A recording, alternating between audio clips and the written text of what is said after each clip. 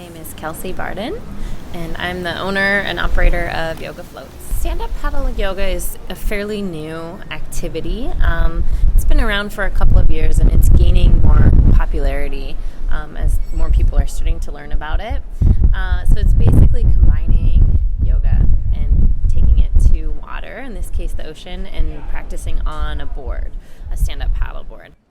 Right now the classes tend to be similar, and what I do instead is offer variations. So we'll all be doing something together, and then, for those of you who want to make it easier, you can do this. For those of you who want to make it harder, you can do that.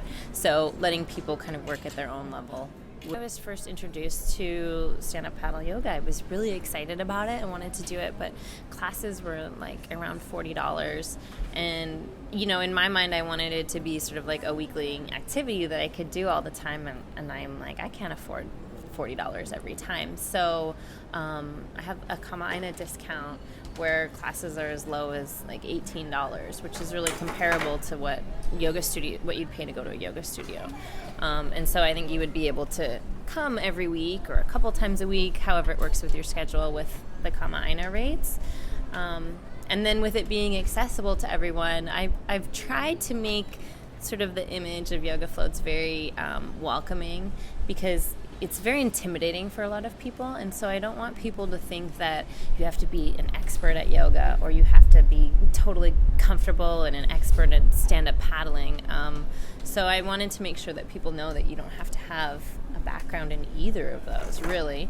Mostly just an open mind, a willingness to try it, and then the majority of people who come have never done stand-up paddle yoga. A lot of those people have never even been on a stand-up paddle board. I would say 90% of the people get off the water and they're just so stoked. They're like, I loved it. That was amazing. Every once in a while there's some people who, it's not quite for them, but the majority of people really, really love it, which is so cool.